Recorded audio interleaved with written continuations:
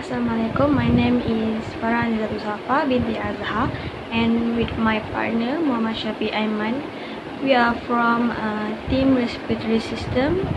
We'll present to Sir Adam.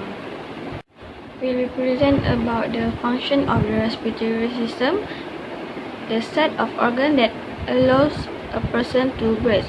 Bermaksud dia membenarkan seseorang itu untuk bernafas.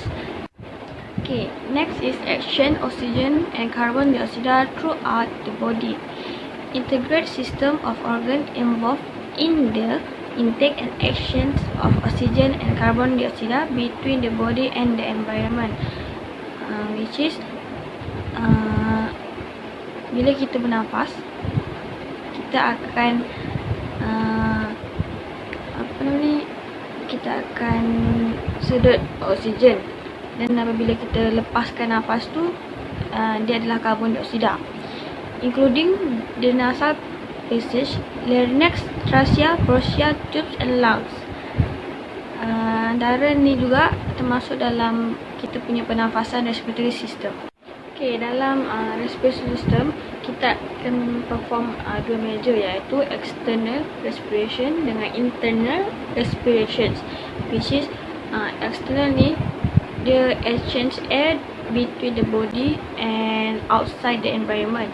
Kalau internal respiration ni, kita bawa oksigen tu dekat dalam badan sel kita, lepas tu kita keluarkan karbon dioksida, macam kita tak nafas, tu bila kita hembus, kita keluarkan karbon dioksida.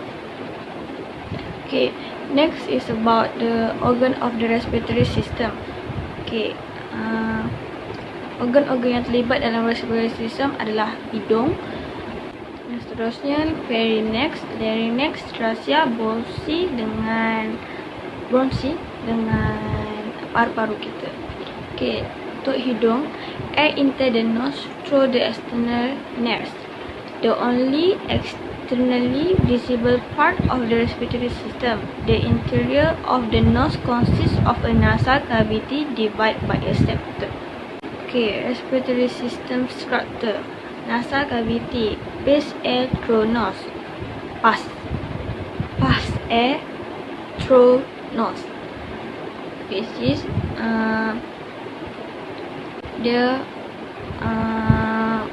udara tu masuk melalui hidung. Mouth, pass air through. Okay, seterusnya pharynx, iaitu the throat, cone shape, passageway leading to trachea. Okay, dia dekat kita punya tekak, dia ada bentuk cone shape yang leading to trachea. Okay, trachea ni pula one pipe, which is dia macam bentuk Y tapi Y terbalik, yang memainkan peranan main tube connecting nose, mouth to lung. Maksudnya dia dia menghubungkan antara pernafasan daripada mulut dengan hidung kita ni untuk ke dalam paru-paru, ke paru-paru lah kiranya. Okay, seterusnya epiglottis, flap the cover the entrance to the trachea. Okay, lungs, paru-paru adalah main organ of the respiratory system, sebab kalau kita tak ada paru-paru, kita tak boleh nak bernafas, betul tak? Okay, next is about the pharynx, throat, tekak kita lah, kat sebahagian sini kita kan. Muscular passage from nasal cavity to larynx. Three regions pharynx is nasopharynx, oropharynx dengan laryngopharynx. Okay, nasopharynx ni dia adalah superior region behind nasal cavity. Kalau yang oropharynx ni middle region behind mouth. Laryngopharynx inferior region attached to larynx. The Oropharynx and Lyricopharynx are common passageway for air and food. Okay, macam dalam gambar ni, yang gambar sebelah ni dia nasopharynx dekat bahagian yang apa, superior region behind nasal cavity, dekat belakang nasal cavity tu. Yang oropharynx dekat tengah-tengah dia, dengan Lyricopharynx kat bahagian situ yang warna purple tu, dekat situ. Okay, seterusnya pasal structure of the pharynx throat. Okay, auditory tubes enter the nasopharynx. Lepas tu tonsil of the pharynx ni dia ada 3. Satu, pharyngeal tonsil, adenoids in the nasopharynx, palatine tonsil in the oropharynx, lingual tonsil at the base of the tongue. Okay, nampak tak? Dan kat gambar bawah tu dia tunjuk pharyngeal tonsil ni dia dekat-dekat dengan bahagian telinga kita kat sini. Lepas tu palatine tonsil ni dekat kat dalam tekak kita kat sini, dekat dia macam kat dalam tekak kita ni lah. Lingual tonsil dekat bawah palatine tonsil. Okay, larynx, voice box, iaitu kotak suara kita. Okay, untuk larynx, root air and food into proper channel.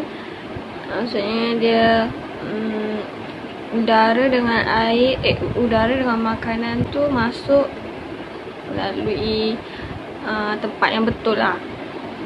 Plays a role in speech made of egg rigid hyaline cartilage and a spoon-shaped flap of elastic cartilage.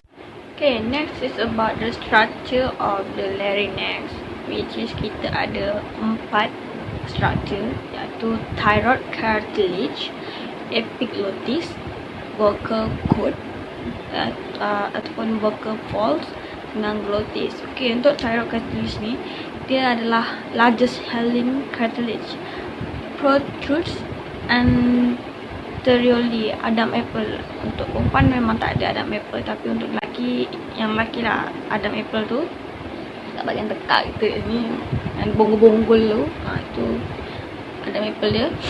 Okay, untuk epiglottis, superior opening of the larynx.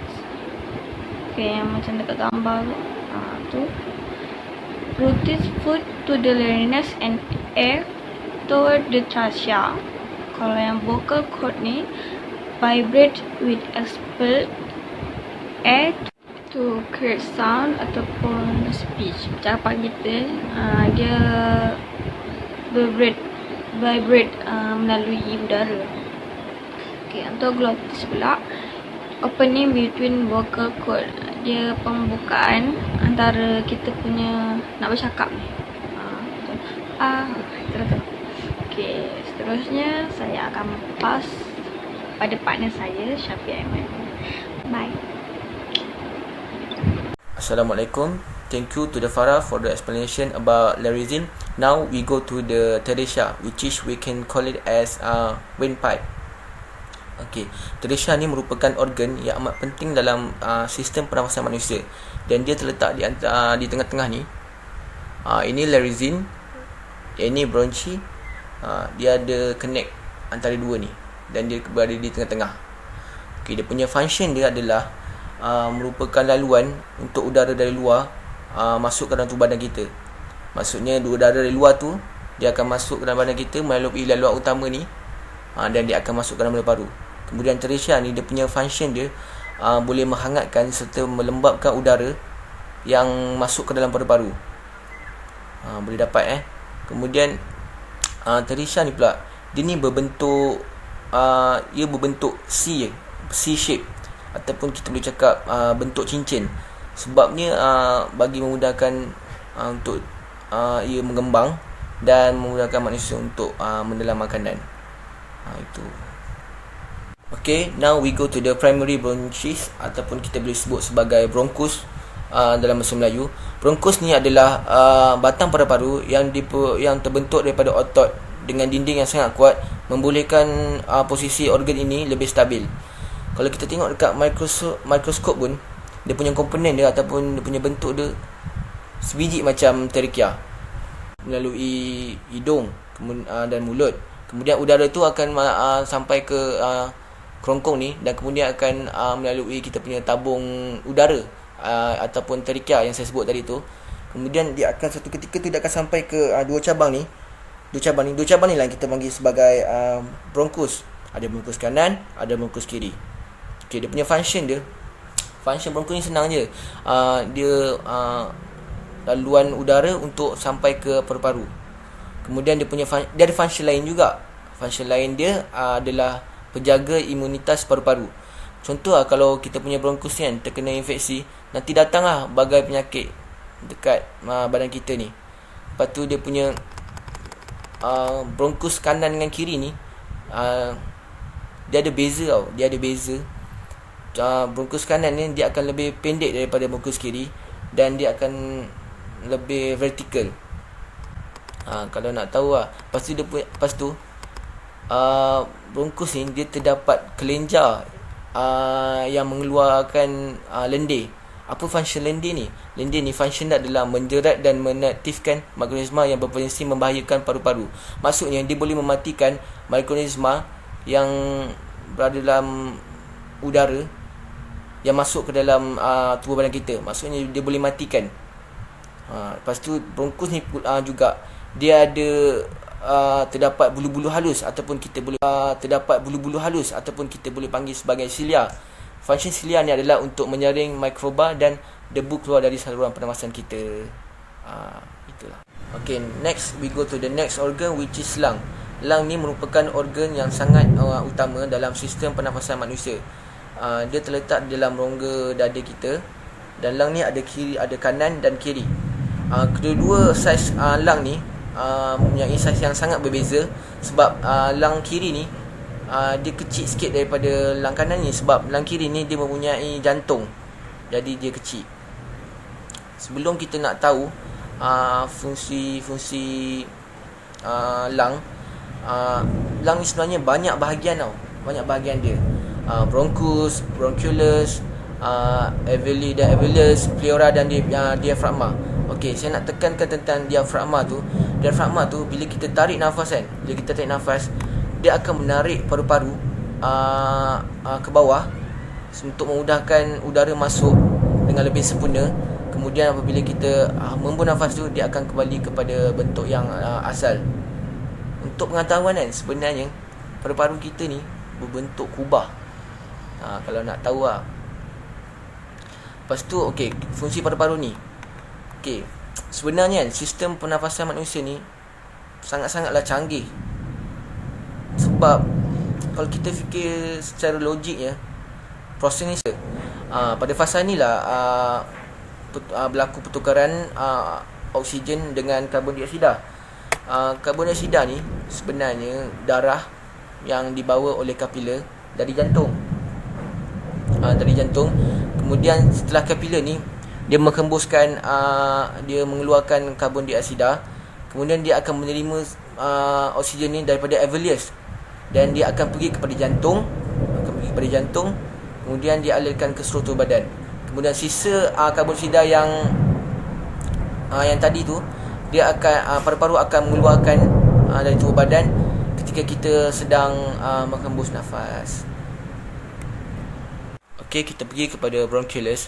Seperti yang kita tahu, sistem pernafasan manusia ni terdiri dari berbagai organ yang sangat kompleks. Begitu juga dengan bronchioles. Bronchioles ni dia punya kedudukan dia kan. Okey, saya dah cerita banyak tentang proses pernafasan tadi. Jadi kita akan terus pergi kepada bronchus. Bronchus ni kan laluan udara masuk kan. Sebenarnya bronchus ni ada satu cabang lagi. Ada cabang lagi dan cabang inilah dinamakan bronchioles. Senang cerita, bronchioles ni adalah cabang daripada bronchus yang merupakan jalur udara utama di dalam paru-paru. Okey, apabila kita dah tarik nafas, Kemudian udara di dalam bronchioles tu dia akan pergi kepada alveolus sebagai tempat transitnya udara. Yang ketiga adalah bronchioles respiratory. Ia function dia adalah untuk menghantar udara pergi ke alveolus. Okey, untuk pengetahuan, bronchioles lobular dan terminal ni juga dikenali sebagai ruang hampa sebab kedua bahagian ni tidak berlakunya proses pertukaran udara. Itu adalah sikit sebanyak tentang bronchioles. Okey, kita pergi kepada non-respiratory air movement. Okey, non-respiratory air movement ni adalah pergerakan udara yang bukan daripada sistem pernafasan kita. Mungkin disebabkan refleksi kat badan kita ataupun tindakan sukarela.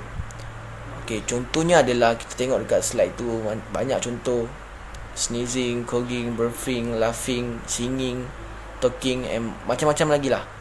Okey, jadi itu adalah perbuatan-perbuatan yang termasuk non-respiratory air movement. Okay, for the last slide is about perubahan kadar sepanjang hayat. Kita dapat tengok dekat dalam slide tu ada 5 peringkat: newborns, infants, age and adults. Okay, newborns ni baru lahir 40 hingga ke 80 respiration per minute. Kemudian infants ni bayi 30 respiration per minute, and age 5 hingga 25 respiration per minute, dan kemudian adults orang dewasa 12 ke hingga 18 respiration per minute. Last kali tu dia kata rate of turn increase somewhat with age, maksudnya jika kadar itu akan makin meningkat jika kita semakin berusia. Okey, setakat itu saja daripada pembentangan saya dan Farah. Kalau ada salah silap boleh bagi tahu. Okey, sekian, terima kasih. Assalamualaikum.